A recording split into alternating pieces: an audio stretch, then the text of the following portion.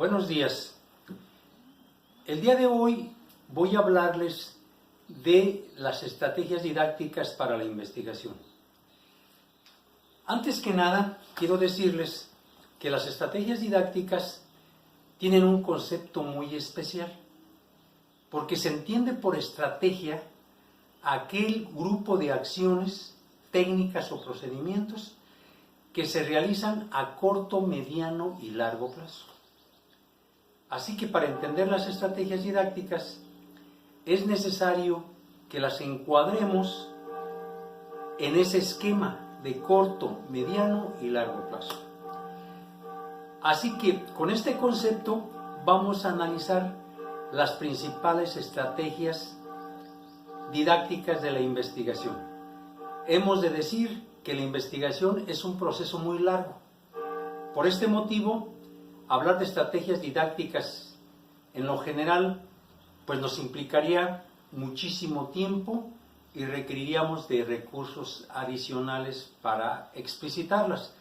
Así que el día de hoy les voy a hablar únicamente de las estrategias didácticas de la investigación, pero en el primer gran bloque de la investigación, que es la construcción del objeto de estudio.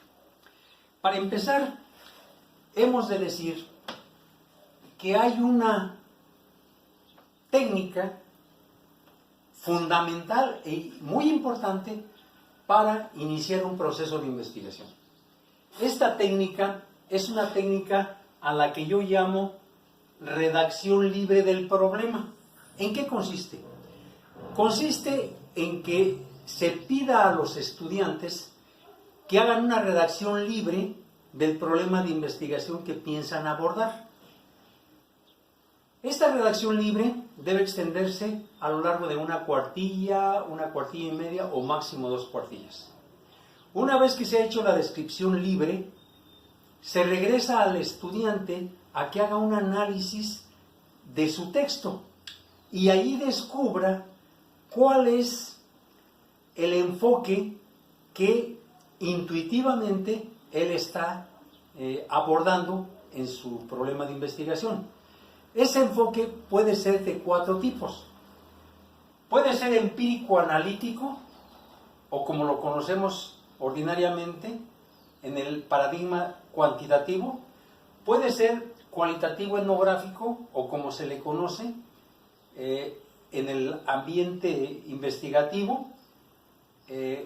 El paradigma cualitativo puede ser investigación-acción o puede ser hermenéutica. Para ubicarnos en las diferentes estrategias, vamos a proponer que en el empírico analítico la estrategia en el primer tercio del proceso investigativo es una estrategia de carácter deductivo. ¿Por qué? Porque a corto plazo empezamos con una caracterización general.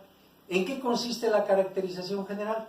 En hacer una serie de preguntas acerca del campo problemático que se piensa abordar.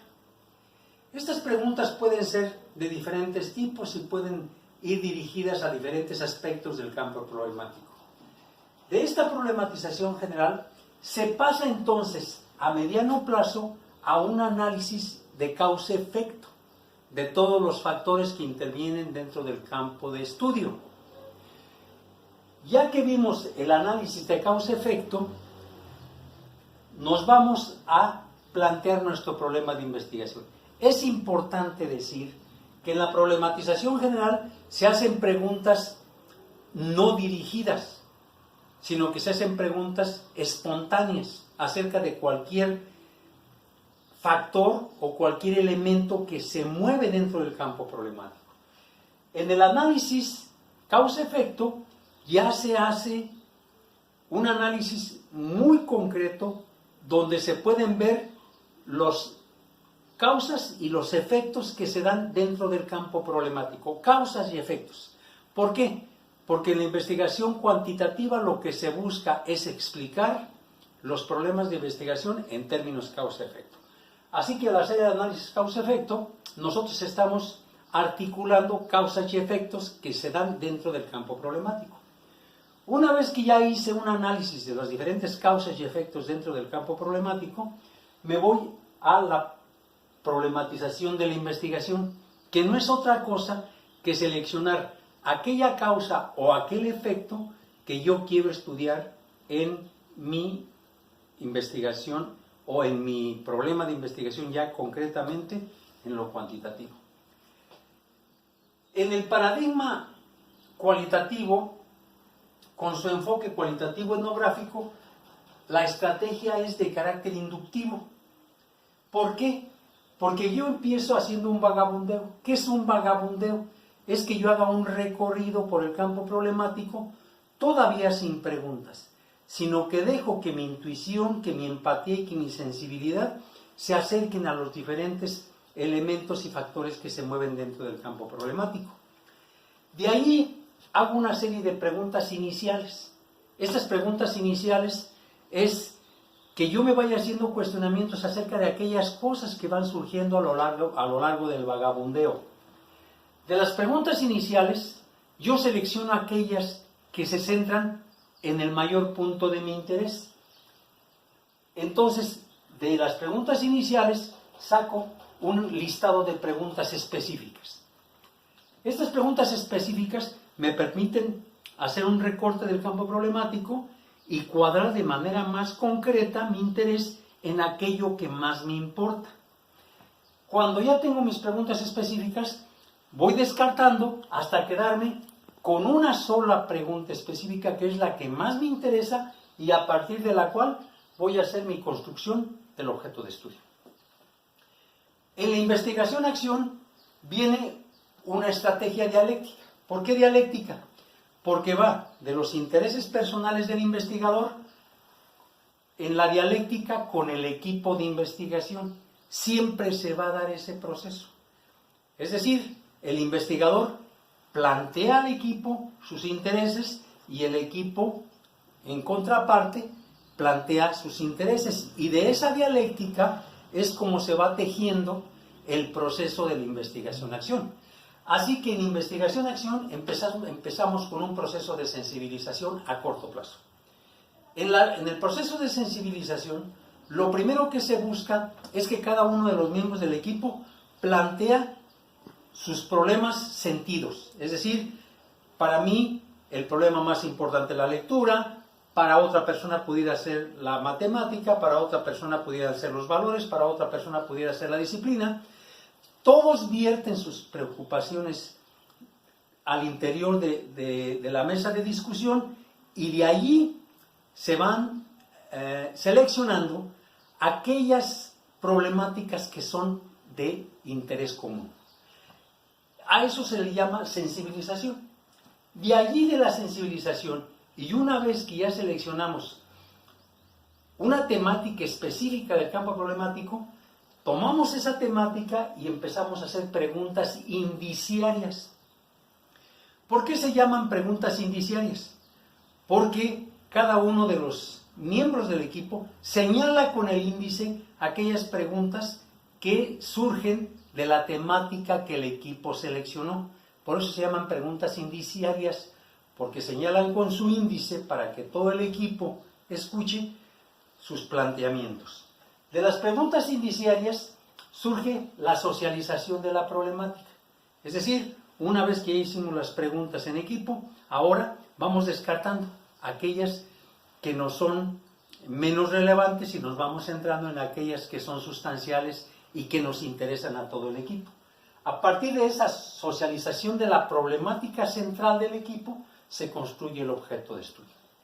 Y finalmente en la hermenéutica. En la hermenéutica, el investigador empieza con un proceso de autodiagnóstico. Es decir, antes de iniciar cualquier indagación, el hermeneuta tiene que haber sus facultades, tiene que haber sus habilidades, tiene que haber sus conocimientos previos, tiene que haber sus facultades, sus áreas de desarrollo, sus áreas de oportunidad, y en base a eso decir, tengo este bagaje y con este bagaje, ¿qué puedo hacer? Ya que hizo un autodiagnóstico el investigador, procede entonces a un proceso de precomprensión. Ya tiene un nudo focal, ya tiene una problemática que interpretar hermenéuticamente. Pero ahora, este nudo focal hay que abordarlo en términos de precomprensión. ¿En qué consiste la precomprensión? En que yo recupere todos los aprendizajes previos acerca de esa cuestión, incluyendo aquellas sospechas, incluyendo intuiciones, incluyendo adivinaciones, incluyendo cualquier ocurrencia que le pudiera venir. La precomprensión tiene la característica de ser adivinatoria. De hecho, es un término técnico que se utiliza en hermenéutica. Es una etapa adivinatoria. Después viene la comprensión comparativa, que es donde ya la hermeneuta aplica instrumentos formales para una recogida de datos y entonces esta información la compara. Observé esto directamente, obtuve esto a través de una encuesta, obtuve esto a través de una entrevista, comparo los diferentes datos que tengo de los diferentes instrumentos y de allí elaboro un cuerpo de información congruente en relación a mi nudo focal. Y de allí me voy al círculo hermenéutico. ¿En qué consiste el círculo hermenéutico? Consiste en que tomo la precomprensión, tomo todos aquellos datos de la etapa adivinatoria, aquellas sospechas y aquellas intuiciones, y las amalgamo, las contrasto con la comprensión comparativa. Entonces, los datos de la comprensión adivinatoria y los datos de la comprensión comparativa, ¿sí?, se articulan y entre ambas etapas constituyen el círculo hermenéutico. Entonces, esas son las estrategias que se utilizan en los diferentes paradigmas y enfoques de investigación. Esperamos que les haya quedado claro y que les hayamos aportado información valiosa. Muchas gracias. Hasta la próxima.